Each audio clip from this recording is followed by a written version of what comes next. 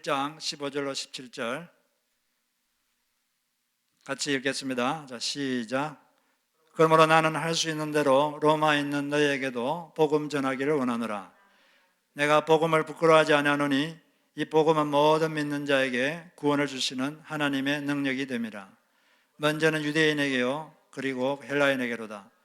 복음에는 하나님의 의가 나타나서 믿음으로 믿음에 이르게 하나니 기록된 바 오직 의인은 믿음으로 말미암아 살리라 함과 같으니라. 오늘은 믿음으로 의인된 자는 믿음으로 산다, 이런 제목으로 하나님 말씀을 전하겠습니다. 구약 성경에 보면 흥미로운 인물이 있습니다. 요야긴 왕인데, 이분은 남유다의 마지막 왕인 시드기야인데 마지막에서 두 번째 왕이에요. 근데 이분이 이제 597년도 기원전, 그때 바벨론 제국이 쳐들어와가지고 그때 한 10,000명 정도 포로하고 같이 잡혀갔습니다. 잡혀가지고 37년 동안 죄수로 살았어요. 그러다가 갑자기 느부갓네살 왕이 죽고 자기 아들이 에월 무르닥, 이분이 즉위를 했는데 그 즉위한 원년 12월 달에 그분이 석방됐습니다. 그리고 같은 그 감옥에 다른 나라에서 잡혀온 왕들도 있었는데 그 다른 왕들보다 훨씬 더 이렇게 지위를 높였어요. 그냥 단순히 석방할 뿐 아니라 왕으로 대접해줬습니다. 그때부터 바벨론 왕 앞에서 식사를 하게 하고 필요한 모든 것을 바벨론 왕이 직접 제공했어요. 호위병도 붙여주고. 갑자기 그냥 신분이 확 바뀌었어요. 갑작스러운 변화입니다. 그 마지막 네 왕, 요아스, 요야긴, 시드기야, 이 네 명인데 이 중에서 다른 왕들 요아스, 요야김, 시드기야는 그 말로가 비참해요. 다들 아주 비참하게 죽습니다. 시드기야 왕은 두 눈이 뽑혀가지고 쇠사슬을 묶여서 바벨론 제국으로 잡혀가고 자기 눈앞에서 자연절이 처형당하고, 요야김도 예루살렘 밖에서 짐승처럼 죽습니다. 요아스는 애굽에 포로 잡혀가가지고 거기서 또 죽고. 그런데 유독 요야긴 왕만 갑자기 신분이 확 바뀌었어요.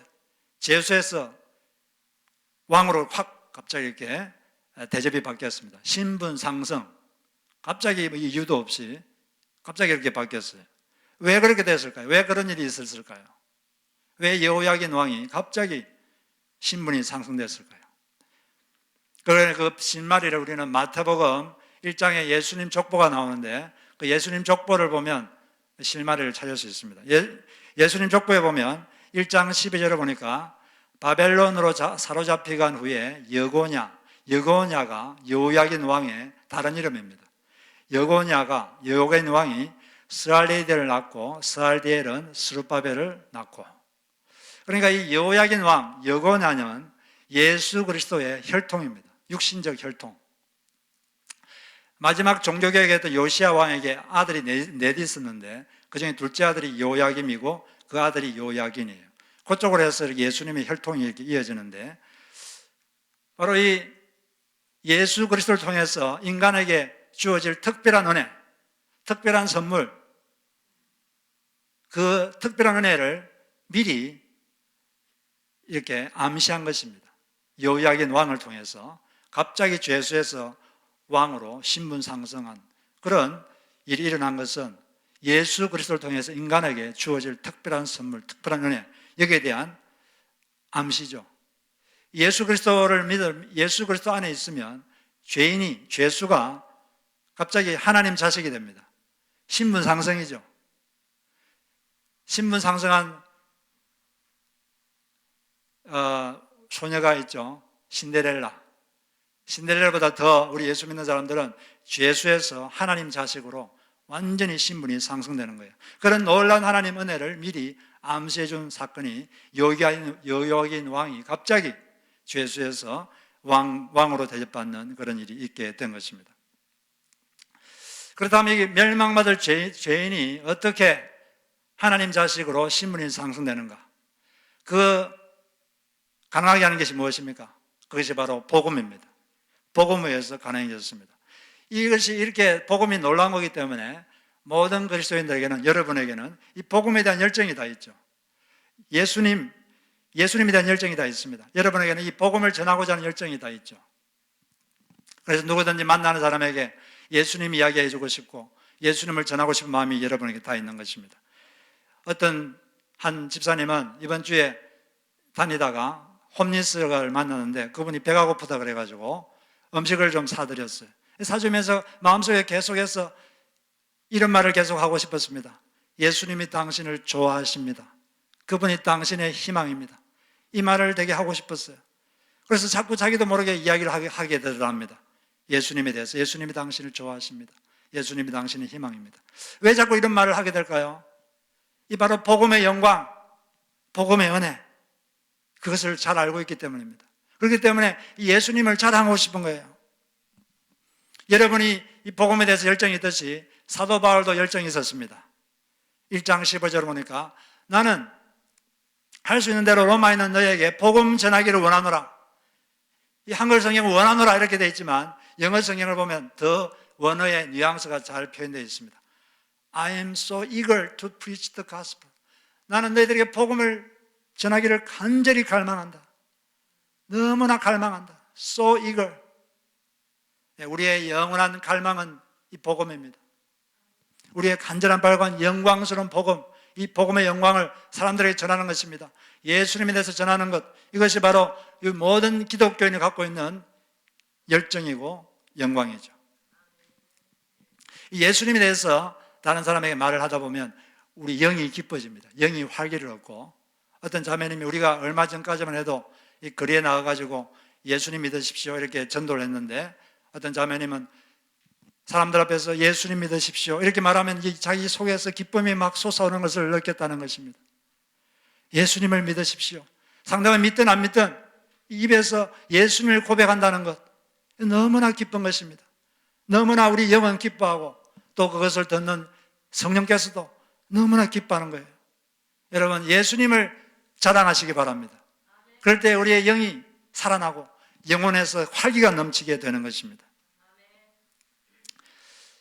사람들은 다 나름대로 다 열정이 있어요. 어떤 사람은 여기에 열정이 있고, 어떤 사람은 골프에 열정이 있고, 어떤 사람은 정치에 열정이 있고, 어떤 사람은 여기에 열정, 어떤 사람은 음식에 열정이 있고. 그런데 우리 모든 예수 믿는 사람들은 공통적으로 예수님에 대해서, 복음에 대해서 열정이 있어야 되는 것입니다. 더욱더 복음에 대해서 우리 열정을 가져야 되는 것입니다.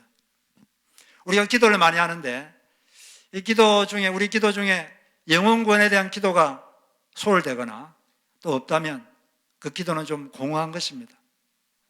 기도의 능력을 좀 이렇게 소홀히 취급하는 것입니다.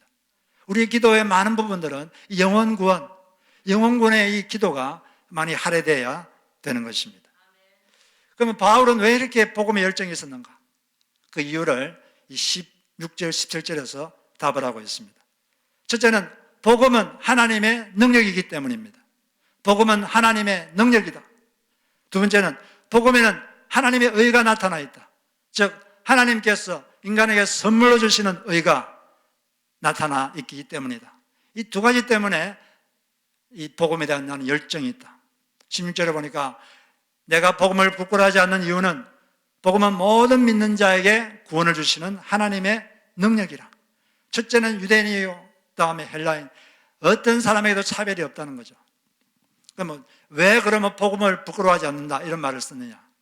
이 복음이란 건 좀 약간 그럴 수 있는 것입니다. 왜냐하면 그 당시 유대인들이 듣고 싶었던 건 뭔가 신비로운 표적, 신비로운 기적 이런 걸 듣고 싶어 해서 유대인들은. 왜냐하면 유대인들이 읽었던 구약 성경에는 기적들이 많잖아요. 홍해가 갈라지고 엘리야가 막 판에서 불이 떨어지고 문두멍이 났고 이런 게 구약 성경에 많습니다. 그렇기 때문에 유대인들은 뭔가 표적, 신비로운 기적 이런 걸 듣고 싶어 했어요. 그런 걸 들으면 이게 뭔가 있다 이렇게 생각했고, 헬라인들은 지혜, 심오한 논리 이런 걸 듣고 싶어 했어요. 그리스인들. 그럼 그런 게 있으면, 심한 논리가 있으면 뭔가 있구나 그렇게 하고 막 길을 쏜깃하는데, 그런데 바울이 전했던 것은 그런 게 아닙니다. 십자가에 달려 죽은 저 사형수 예수가 인류를 구원할 구원자이십니다. 그런 말 하니까 헬라인들은 무시하고 유대인들은 그게 뭐냐? 조롱하고 그랬습니다. 그렇지만은 바울은 나는 복음을 부끄러워하지 않는다. 왜냐하면 이 복음이 하나님의 능력이 가장 크게 나타난 곳이기 때문이다. 복음이 하나님의 능력이기 때문에 그렇습니다. 능력이 크다 작다는 무엇으로 여러분 판단합니까? 뭐가 능력이 크고 뭐가 능력이 작은 거죠? 더 큰 문제를 해결할 수 있으면 더 능력이 큰 거예요. 만약에 하나님이 사람의 병을 고쳤다고 합시다. 그것도 대단한 거죠. 병 고치는 거 쉽지 않습니다. 그러나 병은 의사도 고칠 수 있어요. 그러나 의사는 사람의 죄는 못 고칩니다. 이미 지은 죄 어떻게 할 겁니까? 죄 문제를 해결할 방법이 없어요. 악령을 쫓아내는 것도 큰 영역이지만 그러나 죄 문제는 인간의 가장 큰 문제인 것입니다. 보통 다른 종교에서는 이 죄 문제를 어떻게 해결하는지 답이 없습니다. 그냥 착하게 살아라. 얼마나 착하게 살아야 되는데 그건 죽어봐야 알아요. 그런데 기독교는 죄에 대해서 이야기를 많이 해요. 왜 그럴까요? 자신이 있으니까. 해결책이 있으니까. 그래서 이 죄 문제가 인간의 가장 큰 문제입니다. 돈 버는 것도 큰 문제인데 돈 문제는 돈이 좀 많은 사람 해결할 수 있어요. 그러나 죄 문제는 돈이 아무리 많아도 해결할 수 없습니다. 그런데 이 문제, 가장 인간의 큰 문제, 도저히 인간으로 해결할 수 없는 이 문제를 이 복음이 해결했기 때문입니다. 그래서 복음은 하나님의 능력이 가장 크게 나타난 곳입니다. 그렇기 때문에 나는 복음을 자랑한다. 이 복음은 자랑할 만한 것입니다. 이 복음을 알고 있다는 것 자부심을 가지시고 복음을 전하시기 바랍니다. 복음이란 건 뭡니까? 복음이란 하나님께서 예수님이 십자가에 사신 일을 근거로 회개하고 예수를 믿는 사람의 죄를 용서하신다. 예수 믿는 사람의 죄를 용서하신다. 그리고 그 사람을 하나님 자식으로 삼으신다. 이게 바로 복음입니다. 두 번째, 바울이 왜 복음에 열정을 가졌느냐? 그 이유는 복음에는 하나님의 의가 드러나 있기 때문이다 말이었습니다. 하나님의 의가 나타나 있다. 이게 무슨 말일까요? 여기는 두 가지 뜻이 있는데 첫째는 복음에는 하나님이 얼마나 의로우신 분인가 그것이 드러나 있다. 그런 뜻입니다. 이게 하나님의 의, 이것은 소유격인데 헬라어는 소유격을 두 가지로 해석합니다. 첫째는 소유격으로 해석하고 둘째는 탈격 이렇게 해석하는데 첫째는 소유격. 소유가 뭡니까? 하나님이 갖고 있는 의, 하나님의 의, 하나님이 얼마나 의로우신 분인가 그것이 이 복음에 잘 나타나 있다는 것입니다. 하나님은 너무나 의로운 분이기 때문에 죄를 그냥 넘어가지 않습니다. 이 의롭지 못한 판사는 뇌물을 받고 잘못한 사람 있으면 그냥 집에 가. 돈 좀 지어주면 집에 가. 이거 의롭지 못하죠. 그런데 판사가 또 강간범, 살인범이 있는데 그럴 수 있지 집에 가. 이러면 됩니까? 그러면 이 세상이 무법천지가 되겠죠. 그 강간범 때문에 얼마나 그 사람이 상대방을 얼마나 큰 고통을 받았습니까? 살인범 때문에 얼마나 큰 고통을 받았는데 그걸 모르고 그냥 넘어가. 의롭지 못한 거예요. 하나님은 그렇지 않습니다. 하나님은 의로운 게 복음에 나타나 있어요. 예수님께서 십자가에서 온갖 고문을 당하시고 너무나 고통스러워서 하나님 어찌하여 나를 버리시나이까? 예수님은 하나님이 정말 사랑하는 분입니다. 여러분 사랑한 자식이 고문당한 걸 보고 있으면 부모 마음이 어떨까요? 두 눈 뜨고 못 봅니다. 그런데 하나님은 계속 보고 있었어요. 참 너무 고통스러웠지만 그냥 계속 고통 속에 있었습니다. 왜냐하면 그 아들 예수가 고통을 안 받으면 인간의 죄 문제를 해결할 방법이 없으니까 고통을 다 받아내야 돼요. 끝까지 그냥 보고 계셨던 것입니다. 하나님은 그만큼 우리를 사랑하십니다. 아들이 고통받는 것을 내버려 둘 정도로 그만큼 우리를 사랑하세요. 우리 죄 문제를 해결해 주고 싶으신 분이 하나님의 사랑입니다. 너무나 우리를 사랑하십니다. 목숨보다 우리를 사랑하십니다. 그것은 또한 하나님은 그만큼 어렵기 때문에 그냥 죄를 그냥 넘어갈 수 없는 거예요. 그래서 아들이 그렇게 고통받도록 내버려 두신 겁니다. 이 복음에는 하나님이 얼마나 어려운 분이신가 그것이 잘 드러나 있습니다. 제가 아는 선배 목사님 중에 이종용 목사님이 계신데 이분은 1970년도에 한국에서 최고의 인기 가수였습니다.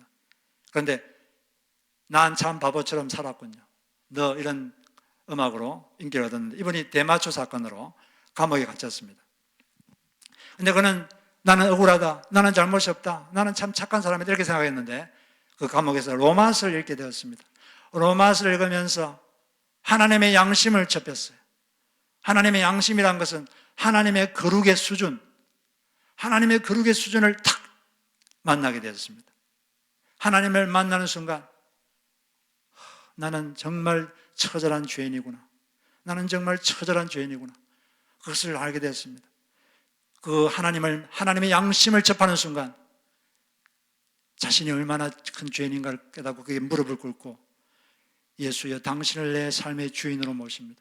저를 용서해달라고 기도하고 그는 그때 예수를 만나게 되었습니다. 이 복음 속에는 이처럼 하나님이 얼마나 어려운 분인가 이게 잘 드러나 있어요.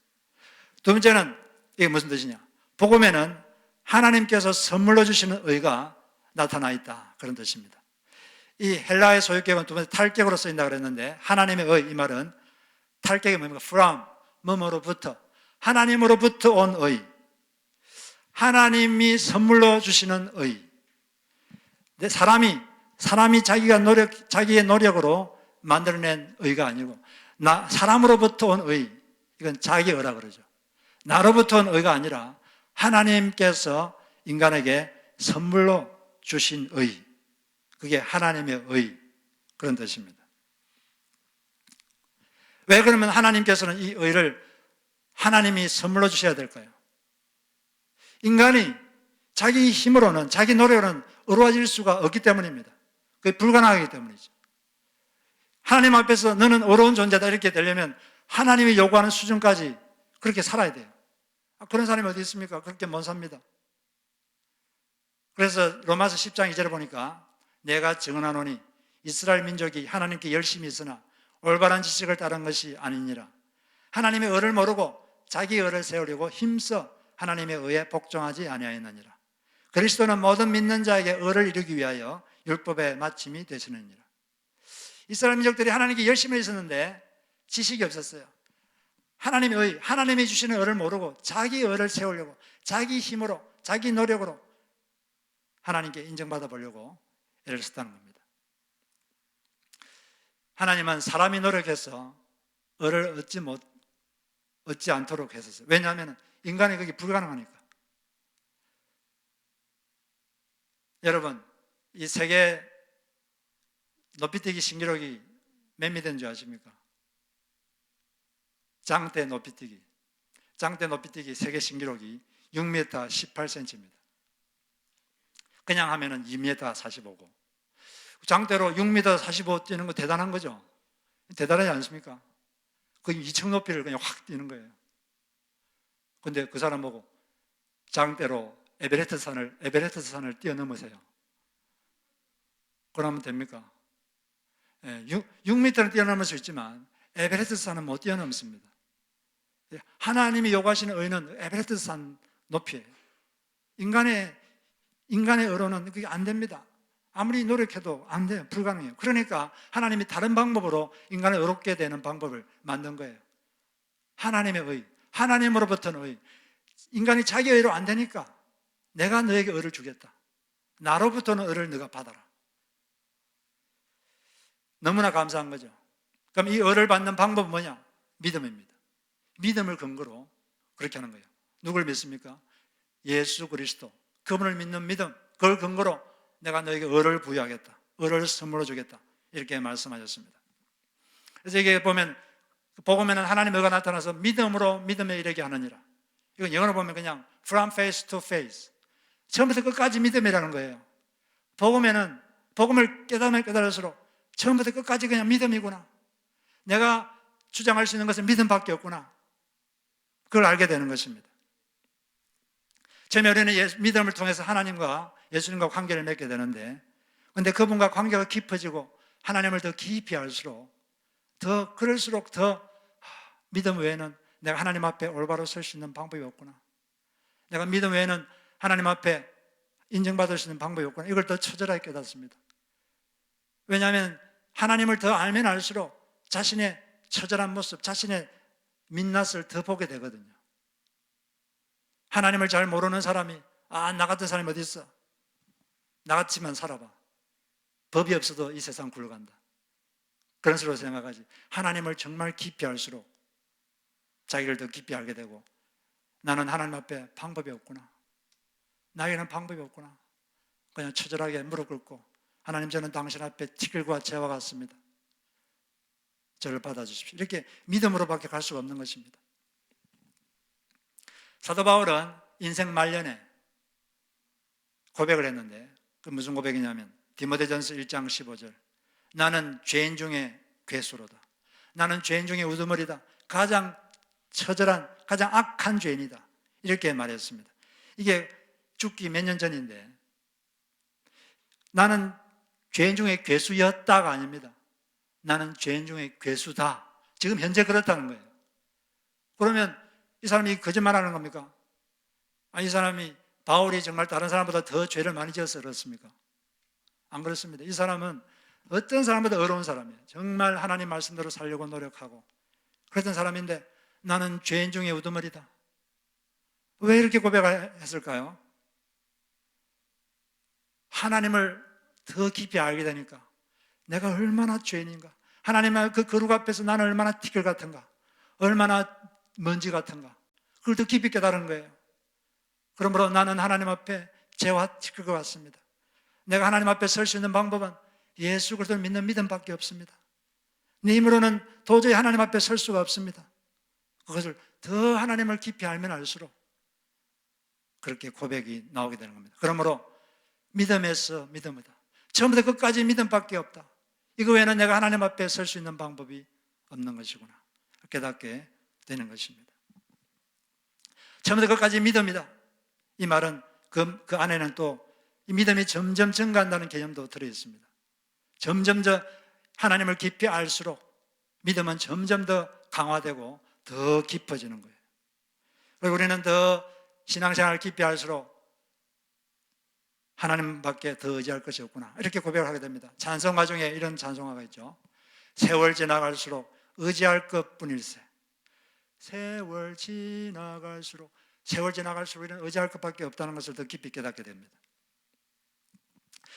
하나님께서는 우리가 더 신앙생활을 깊이 할수록 철저히 하나님만 의지하도록 그렇게 우리 삶을 이끌어갑니다.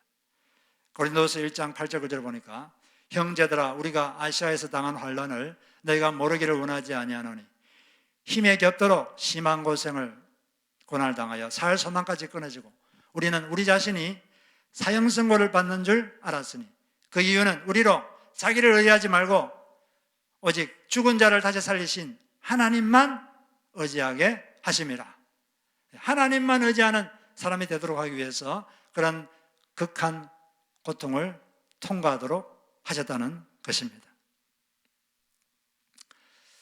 믿음으로 어렵게 하시는 하나님께 감사하시기 바랍니다. 그 외에는 우리는 방법이 없습니다. 그런데 이 믿음이란 건 단순한 지적 동의가 아닙니다. 여기 성경에서 말하는 믿음이란 그런 게 아니에요. 예수님을 마음으로 받아들이는 것입니다. 그리고 그 영적 지식을 근거로 사는 거예요. 그게 바로 성경에서 말하는 믿음입니다. 여러분, 귀신이 예수님이 하나님 아들인 거 알까요, 모를까요? 알까요, 모를까요? 압니다. 그러면 귀신이 하나님이 한 분이라는 걸 알까요, 모를까요? 그러면 귀신이 구원받았습니까? 못 받았어요. 왜냐하면 아는데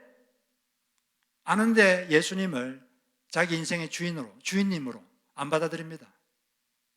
예수님 믿는다는 건 예수님을 자기 인생의 주인님으로 모시는 거예요. 내가 순종해야 될 주인님, 그리고 그분이 십자가에 죽으신 게 내 죄 때문이다, 구원자, 그렇게 믿는 거거든요. 그 귀신이 구원받으려면 예수님을 주인님으로 모셔야 되는데, 주인님을 모시면 주인님께 순종해야 되잖아요. 귀신들이 예수님께 순종합니까? 알긴 아는데 순종 안 해요. 왜? 주인님으로 안 모셨으니까. 그래서 악령들은 지옥에 갑니다. 믿음이란 건 그걸 그 아는 걸 바탕으로 그렇게 사는 것입니다. 참 믿음은 그 믿음을 바탕으로 행동하는 거죠. 그래서 예수를 진짜 믿는 사람은 삶이 안 변할 수가 없죠. 왜냐하면 예수를 믿을 때 성령께서 우리 마음속에 들어오기 때문입니다. 성령께서 오셔서 그때부터 의에 대한 욕구를 불러일으키시고 또한 의롭게 살 수 있는 능력도 주시기 때문에 그렇습니다. 그런데 이렇게 믿음으로 의롭게 된다고 그랬는데 이것은 바로 구약 성경에도 있는 것이다, 이렇게 바울이 말합니다. 이 기록된 바 오직 의인은 믿음으로 말미암아 살리람과 같으니라. 근데 이 말씀을 그냥 쭉 읽어보면 이렇게 우리가 들려집니다. 이미 의인이 된 사람은 믿음으로 말미암아 산다, 이런 식으로 느껴지지 않습니까? 그런데 그렇게 되면 약간 문맥이 잘 안 맞죠. 지금은 믿음으로 사람이 의롭게 된다, 이걸 지금 강조하고 있는데 이미 의롭게 된 사람은 믿음으로 산다, 이렇게 되니까 뭐가 좀 안 맞습니다. 그런데 여기에서 이 믿음으로 이게 앞에 주에 걸릴 수도 있고 동사에 걸릴 수도 있어요. 주에 걸리면 이렇게 해석됩니다. 믿음에 의해서 의인이 된 사람은 산다. 믿음 때문에 의롭게 된 의인은 산다. 멸망하지 않고 산다. 그렇게 되는 거죠. 사실은 이런 의미로 바울이 이 말씀을 쓴 겁니다. 그런데 물론 동사에 걸리면 이미 의인이 된 사람은 믿음으로 산다. 자기 믿음 때문에 살게 된다. 뭐 이렇게 할 수 있는데 바울은 여기서 믿음에 의해서 의인이 된 사람, 그 사람은 그 믿음 때문에 사는 것이다, 이런 의미로 쓴 것입니다. 이게 이제 하박국서 2장 4절에 나오는 말씀인데 하박국서 2장 4절은 이 두 가지 뜻이 다 들어있죠. 이 말씀의 배경을 보면 하박국이 하나님께 질문이 있었어요. 이해가 안 되는 게 하나 있었습니다. 그게 뭐냐면 이스라엘 나라를 보니까 악인들의 의인들을 협박하고 억누르고 그리고 공의가 집행이 안 되고 나라가 아주 악으로 충만합니다. 그런데도 하나님은 개입하지 않고 도대체 왜 이런가? 왜 이런가? 이게 상당히 큰 질문이었어요. 이해가 안 됐습니다. 그래서 하나님 왜 이랬습니까? 하나님께 좀 따졌어요. 왜 이랬습니까? 그랬을 때 하나님께서 답을 했습니다. 내가 곧 있으면 조금 있다가 바벨론 제국이 쳐들어오게 해서 너희 이스라엘을 쳐들어오게 해서 악인들을 벌하겠다. 그렇게 답을 하셨어요. 그러니까 이 하박국이 또 한 가지 더 큰 질문이 생겼습니다. 아니 그러면 이 악인들을 바벨론 제국이 침입하게 해서 벌어주신다 그랬는데 뭐 그건 그런데 그런데 우리 이스라엘 민족보다 더 악한 바벨론 제국을 사용해서 우리 선민들을 벌하신다는 게 그게 말이 됩니까? 그게 말이 됩니까? 이렇게 이제 물어본 거예요, 하나님한테. 여러분, 말이 됩니까? 더 악한 바벨론 제국을 통해서 이스라엘 민족을 벌한다 그러니까. 그 질문했는데 이제 거기에 대한 답으로 하나님께서 하박국서 2장에 답을 쭉 주신 거예요. 그 중에 이제 나오는 말씀인데 거기 보니까 보라, 그의 마음은, 그러한 것은 갈대아 사람들, 바벨론 사람들의 마음이죠. 바벨론 사람들의 마음은 교만하며 그 속에는 정직하지 못하나 의인은 그의 믿음으로 말미암아 살리라.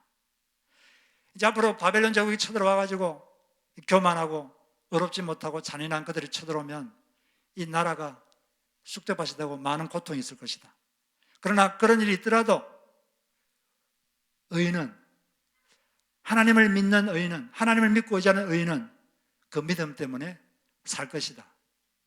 너가 그런 어떤 일이 있어도 하나님을 꽉 붙잡고 있으면 너희들은 그 믿음 때문에 산다. 너희들은 망하지 않는다. 바벨론 제국이 쳐들어와도 그 의인은 산다. 그런 뜻입니다. 그런데 성경에서 이 의인이라 그랬는데 의인이 도대체 어떤 사람인가? 구약에 보면 의인, 악인 이런 말이 많이 나오는데 그 어떤 사람을 의인이라고 그러냐?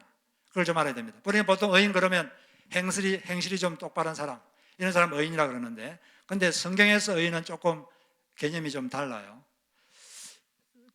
구약 성경에서 의에 대한 개념을 제일 먼저 설명한 게 창세기 15장 6절입니다.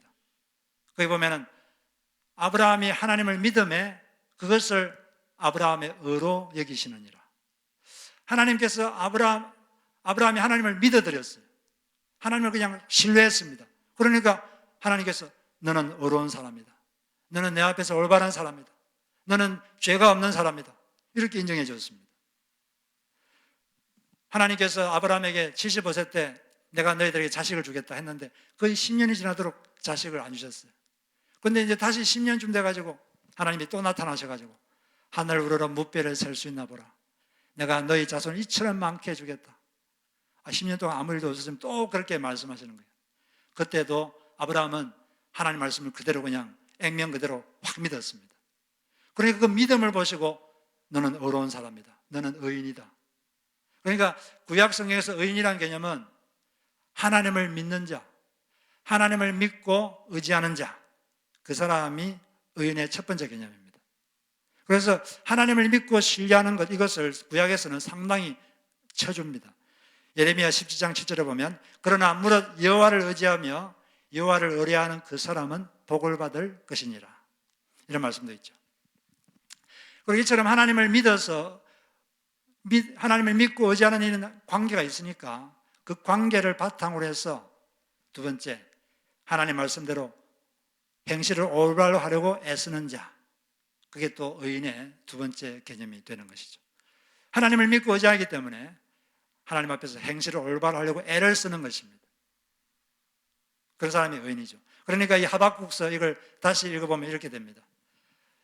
하나님을 믿어서 의인이 된 그 사람은 그 믿음 때문에 산다. 여러분은 이미 예수님을 믿어서 의인이 됐기 때문에, 예수를 믿는 사람 의인이기 때문에 앞으로도 계속 믿음으로 사시기 바랍니다. 믿음으로 살면 그 믿음 때문에 여러분 삽니다. 여러분 삶에 어떤 일이 있더라도 여러분 하나님을 믿으면, 하나님을 꽉 붙잡고 있으면 그 믿음 때문에 절대 망하지 않습니다. 그 믿음으로 승리하시기 바랍니다. 그러면 믿음으로 산다는 게 도대체 무슨 뜻일까? 첫째는 주님께서 사람이 준비한 것 이상으로 하실 줄 믿고 행하는 것, 이게 바로 믿음으로 사는 것입니다. 사람이 자기 능력으로만 사는 사람은 내가 준비한 것, 이것에 의한 결과만 나올 것이다. 어떤 결과가 내가 준비한 것, 여기에 한정된다, 이렇게 생각해요. 그럼 믿음으로 사는 사람은 내가 준비한 것 이상으로 하나님께서 하실 것이다, 이걸 믿고 행동하는 것, 이것이 바로 믿음으로 사는 것입니다. 물론 우리가 최선을 다해서 준비해야죠. 최선을 다해서 준비했는데 보니까 500여처럼 너무 초라해 보입니다. 이거 가지고 무슨 결과가 나오겠는가? 근데 그건 자기 능력으로만 사는 사람이고, 믿음으로 사는 사람은 자기가 준비를 했지만 이 준비한 것 이상으로 하나님께서 일을 하실 것이다, 이걸 믿고 행하는 것입니다. 에베소서 3장 20절에 보면 우리 가운데서 역사하시는 능력대로 우리가 구하거나 생각하는 모든 것에 더 넘치도록 능히 하실 이. 하나님은 그런 분입니다. 우리가 기도하거나 우리가 생각하는 거나 우리가 준비한 것보다 더 넘치도록 행하시는 분, 이걸 믿고 사는 게 바로 믿음으로 사는 것입니다. 제가 목사님들 이야기를 들어보면, 예배당 건물을 짓는 간증을 들어보면 주님께서 감동을 주셔가지고 이제 건물을 지을 막 하는데, 그런데 준비되어 있는 것은 턱없이 모자랍니다. 돈도 없고 아무것도 없어요. 그런데 하나님이 감동하셔서 그냥 시작하면 준비한 것 이상으로 하나님께서 하시는 것을 경험하게 된다는 것입니다. 그게 바로 믿음으로 사는 거예요. 내 능력으로만 사는 게 아니라 믿음으로 사는 게 그런 뜻입니다. 두 번째, 믿음으로 산다는 건 무슨 뜻이냐? 주님께서 사람의 가능성 이상으로 하실 줄 믿고 행한다. 그게 바로 믿음으로 사는 것입니다. 자신의 가능성만 보는 게 아닙니다. 환경의 가능성만 보는 게 아닙니다. 자기의 가능성, 환경의 가능성 이상으로 하실 줄 믿고 행하는 것, 이게 바로 믿음으로 사는 것입니다. 믿음으로 사시기 바랍니다. 그렇게 자기 가능성 이상으로 믿어서 하나님을 체험한 사람이 있어요. 최철규 씨는 이 성인 만화를 그리는 사람입니다. 별로 직업이 안 좋죠. 그런데 교회는 다니고 있어요. 담배를 하루에 2갑씩 피고 그러다가 28세 때 폐에 큰 병이 들었습니다. 2번이나 조직 검사를 했는데 처음에는 폐에 공기가 찼는데 나중에 폐의 80% 이상이 고름이 찼어요. 농흉이 되었습니다. 80%가 괴사, 폐가 죽어버린 거죠. 키가 178cm인데 몸무게는 47kg. 의사는 수술해도 죽고 안 해도 죽습니다. 그렇게 말했어요. 근데 그는 이제 죽는다 그러니까 내가 죽으면 어떻게 될까 생각하는데 자기 속에 내 속에 그리스도가 없으면 너는 버리운 자라. 내 속에 그리스도가 있는가 생각해 보니까 자신이 없습니다. 죽어서 영생을 얻을 자신이 없어요. 너무 두려웠어요. 그래서 다음날 아침에 이제 수술을 하게 돼 있는데 밤늦게 병원에 있는 채플에 혼자서 엉금엉금 겨우 한 발 한 발 가서 이렇게 내 마지막 남아있는 믿음으로 한번 기도하자. 마지막 남은 믿음으로 기도하자. 그렇게 겨우 가서 기도를 했습니다. 하나님, 성경책을 보니 저는 당신께 죄를 한 번도 아뢰인 적이 없습니다. 저는 정말 오물 같은 삶을 살았습니다. 저는 죄인입니다. 한 번만 살려주시면 당신이 기뻐하시는 삶을 살겠습니다. 그렇게 간절히 기도했어요. 아니, 기도하고 나오는데 막 피를 토했어요. 역시 죽는구나 이렇게 생각했어요. 그런데 이제 다음날 아침에 수술하기 전에 한번 사진을 한 번 더 찍어보자. 그래서 사진을 찍었는데 의사가 깜짝 놀랐어요. 그게 병든 부분이 싹 사라진 겁니다. 근데 보통 간은 좀 시간이 지나면 재생되는데 폐는 한번 상하면 재생이 안 되거든요. 그리고 몇 번이나 검사했는데 달라진 거예요. 4시간 동안 뭐가 바뀐 겁니다. 그때 마지막에 피를 토할 때 그때 안 좋은 게 나오면서 하나님께서 아마 폐를 만진 것 같아요. 그 의사가 하는 말이 이런 것은 신만이 할 수 있습니다. 그렇게 말했다고. 이게 사람의 가능성을 넘어서 일을 한 거죠. 마지막 남은 믿음 가지고 그렇게 했을 때 하나님이 역사를 한 겁니다.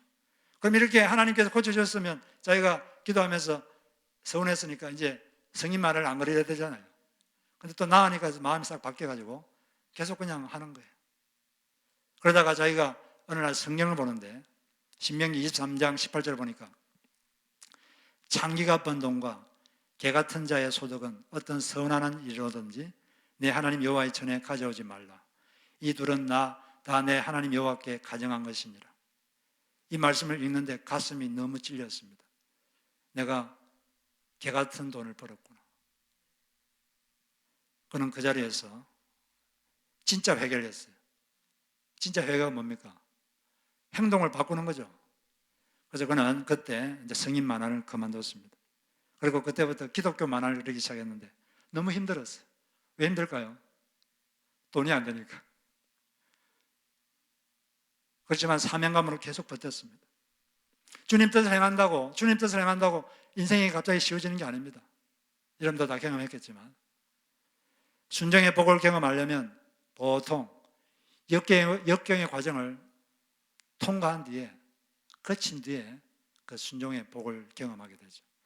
이분은 계속 그 힘든 가운데 했지만 나중에 그러다가 만화 철욕정 이걸 이제 펴냈습니다. 이게 이제 베스트셀러가 된 거죠. 이분이 자기 가능성을 넘어서 역사할 하나님을 보고 마지막 남은 믿음으로 행동했을 때 하나님께서 역사한 줄로 믿습니다. 그래서 우리는 믿음으로 어렵게 된 우리는 계속 믿음으로 살아야 되는 것입니다.